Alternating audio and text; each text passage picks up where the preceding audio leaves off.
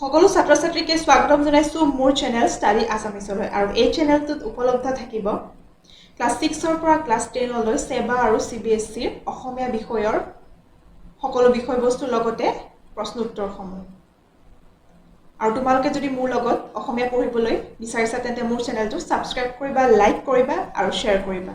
এতিয়া বলা যাওঁ আমি অসমীয়া পঢ়িবলৈ। ছাত্ৰ ছাত্ৰীসকল আজি আমি আৰম্ভ কৰিবলৈ লৈছো অষ্টম মানৰ অংকুৰণৰ যুগমীয়া শৰাইঘাট পাৰ্ট 2 ভিডিঅ'টো আগৰ ভিডিঅ'টোত কুৱেশ্যন এনচাৰখিনি আলোচনা কৰা হৈছিলে নম্বৰ 6 লৈকে আৰু আজি 7 নম্বৰৰ পৰা আৰম্ভ কৰিবলৈ লৈছোঁ। ব্যাকৰণ আৰু কিছুমান ইয়াৰ লগতে কুৱেশ্যন এনচাৰো আছে, ভালদৰে মন দিবা। 7 নম্বৰ কুৱেশ্যনটো চোৱা, তলত দিয়া শব্দবোৰৰ বৰ্ণবিন্যাস কৰা আৰু কাৰণ দৰ্শোৱা। পৰিণাম, পৰিধান, পৰিমাণ, প্ৰণাম, প্ৰাৰ্থনা, বিশেষণ, কৃপণ, নিৰ্ণয়, পাষাণ, শ্ৰৱণ, তৰাণী, নৰাণী, ফেৰেঙনি, ৰামায়ণ। ইয়াত কুৱেশ্যন এটা আছে, প্ৰথমটো হ'ল কিয় মূৰ্ধন্য ন হৈছে। এই শব্দবিলাকত যোনবিলাকত মূৰ্ধন্য ন আছে সেই মূৰ্ধন্য ন কিহৰ কাৰণে হৈছে সেইটো সুধিছে। উত্তৰ হৈছে ৰি, ৰ, মূৰ্ধন্য শৰ পাছত থকা দন্ত্য নবোৰ মূৰ্ধন্য ন হয়। আনহাতে ৰি, ৰ, শৰ দন্ত্যানৰ মাজত থকা কোনো স্বৰবৰ্ণ বা ক আৰু প বৰ্গৰ কোনো বৰ্ণ বা অন্ত্যস্ত ৱাব্য হ থাকিলেই দন্ত্যান্ন মূৰ্ধন্য ন হয়। এই নট্যবিধিৰ নিয়ম অনুসৰি পৰিণাম, পৰিমাণ, প্ৰণাম, বিশেষণ, কৃপণ, নিৰ্ণয়, পাষাণ, শ্ৰৱণ, ৰামায়ণ আদি শব্দৰ দন্ত্য মূৰ্ধন্য ন হৈছে। আৰু 2 নম্বৰ হৈছে মূৰ্ধন্য ন নোহোৱাৰ কাৰণ। ইয়াত আছিলে কিয় মূৰ্ধন্য ন হৈছে আৰু ইয়াত হৈছে নোহোৱাৰ কাৰণটো চোৱা। সংস্কৃতমূলীয় শব্দতহে এই নিয়ম খাটে। উপৰোক্ত শব্দবোৰ সংস্কৃতমূলীয় শব্দ কাৰণেই সেই নিয়মত পূৰ কৰা হৈছে, কিন্তু অসমীয়া শব্দত এই নিয়ম নাখাটে কাৰণেই পৰিধান, নৰাণী আৰু ফেৰেঙনি এই শব্দকেইটাৰ মূৰ্ধন্য ন নহল। বুজিছা নিশ্চয়। 8 নম্বৰটো চোৱা, তলৰ শব্দবোৰ উদাহৰণত দেখুওৱাৰ দৰে সন্ধি ভাঙি কি সন্ধি হ'ব নাম লিখা। কিতাপত এটা উদাহৰণ দিয়া হৈ আছিলে আৰু এতিয়া সন্ধি ভাঙিব দিছে আৰু সেই সন্ধি ভাঙিলে কোনটো কি সন্ধি হ'ব লিখিব দিছে। সন্ধি কি কি জানা তোমালোকে? স্বৰসন্ধি, ব্যঞ্জন সন্ধি আৰু বিসৰ্গ সন্ধি। আৰু সন্ধি ভাঙা শব্দবোৰ ইয়াত দি দিছে, আমি সন্ধি ভাঙিব লাগে আৰু কোনটো কি সন্ধি আমি লিখি যাব লাগে। এতিয়া হৈছে পৰীক্ষা, পৰি যোগ ইক্ষা, এইটো হ'ল কি স্বৰসন্ধি।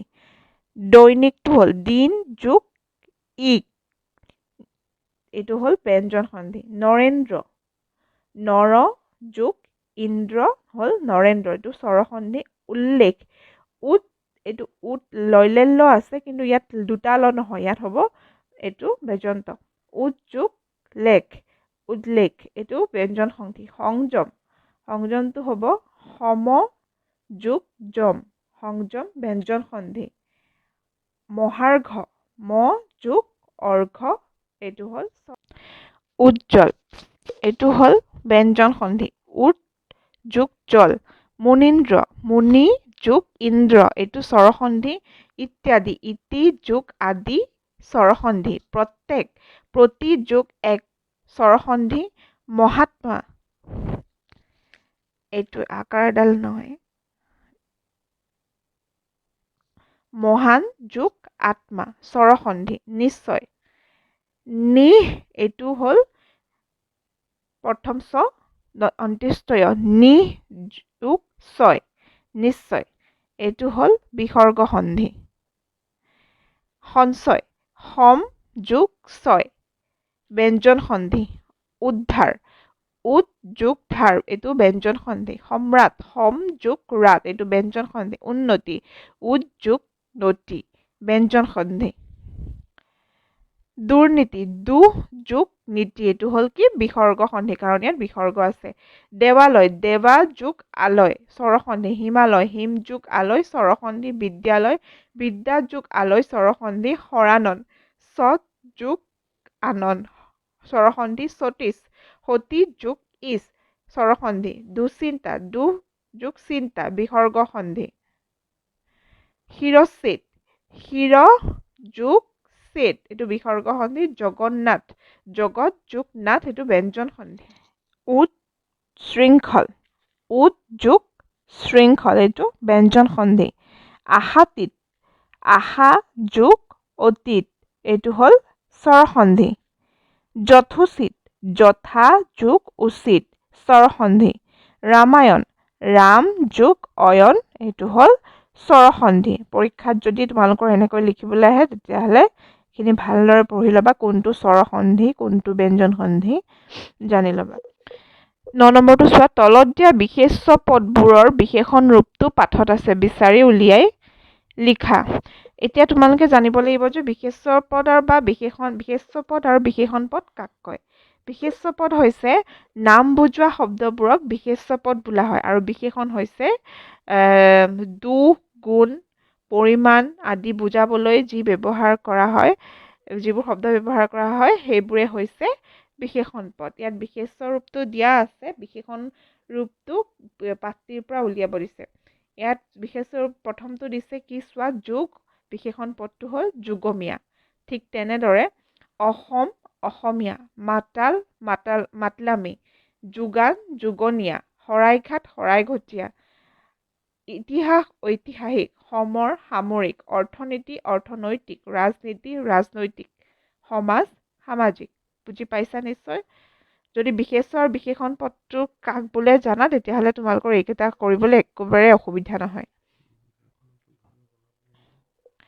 আৰু ব্যাকৰণৰ ওপৰত মই বেলেগকৈ ভিডিঅ' বনাই তোমালোকক বুজাই যাম নেক্সটটো চোৱা বিশেষ্যৰ পৰা বিশেষণলৈ নিয়া ইয়াত বিশেষ্য পদটো আছে আকৌ বিশেষণলৈ নিব দিছে গাঁও গাঁৱলীয়া নগৰ নগৰীয়া চহৰ চহৰীয়া পাহাৰ পাহাৰীয়া মিছা মিছলীয়া ঘৰ ঘৰুৱা ৰণ ৰণুৱা বন বনোৱা খক খকুৱা পাম পমোৱা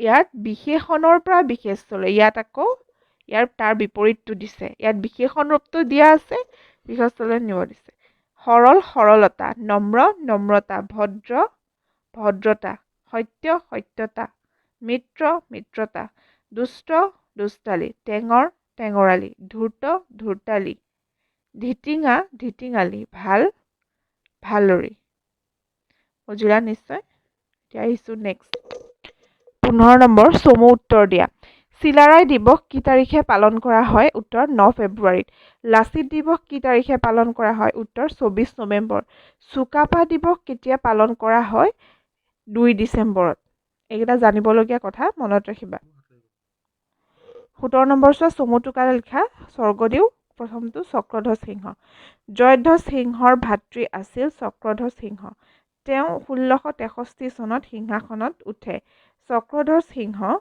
এগৰাকী দেশপ্ৰেমিক সাহসী আৰু স্বাধীনচিতীয়া মনৰ লোক আছিল তেওঁৰ কালচোৱাত লাচিত বৰফুকনক আহোমৰ সেনাপতি পাতি মোগলৰ বিৰুদ্ধে অভিযান চলোৱাৰ নিৰ্দেশ দিয়ে লাচিতে মোগলক পৰাভূত কৰি জয়দুৱাৰ ইটাখুলি পাণ্ডু উত্তৰ গুৱাহাটী দখল কৰে যদিও 1669 চনত আলাবৈ ৰণত মোগলৰ হাতত 10,000 আহোম সৈন্য নিহত হয় এই কথাত শোকাবিভূত হৈ চক্ৰধ্বজ সিংহৰ মৃত্যু হয় নেক্সটটো কি আছে লাচিত বৰফুকন আহোম ৰাজত্বকালৰ এজন অতি পৰাক্ৰমী সেনাপতি আছিল তেওঁ পিতাক আছিল মোমাই তামুলী বৰবৰুৱা লাচিত বৰফুকনৰ দিনত মোগল আৰু আহোমৰ মাজত শৰাইঘাটৰ ৰণ সংঘটিত হৈছিল এই ৰণত লাচিতে মোগলক হেৰুৱাই আহোমসকলক বিজয় কৰিছিল ব্ৰহ্মপুত্ৰৰ উত্তৰ পাৰে মোমাই কটা গড় মহাবীৰ লাচিতৰ দেশপ্ৰেমৰ নিদৰ্শন আজিও আছে তাৰপিছত নেক্সটটো কি আছে ৰামসিংহ অম্বৰ ৰাজ্যৰ ৰজা আছিল মোগল সম্ৰাট ঔৰংজেবৰ আদেশক তেওঁ অসম আক্ৰমণ কৰিবলৈ আহিছিল 1667 খ্ৰীষ্টাব্দত মোগল সম্ৰাট ঔৰংগজেবে বহুতো সৈন্য সামন্ত নি অসম জয় কৰিবলৈ পঠাইছিল 1670 খ্ৰীষ্টাব্দত সংঘটিত হোৱা শৰাইঘাটৰ যুদ্ধত আহোম সেনাপতি লাচিত বৰফুকনৰ হাতত পৰাজিত হৈছিল ছাত্ৰ ছাত্ৰীসকল, তোমালোকে যোগমীয়া শৰাইঘাট পাঠটি নিশ্চয় বুজি পালা আৰম্ভণিৰ পৰা শেষলৈকে। ইয়াৰ ভিতৰতো যদি কিবা বুজি নোপোৱা আছে তেতিয়াহ'লে মোক কমেণ্ট বক্সত কমেণ্ট কৰি তোমালোকে সুধিব পাৰা। ধন্যবাদ। ভাল লাগিলে চেনেলটো ছাবস্ক্ৰাইব কৰিবা, লাইক কৰিবা।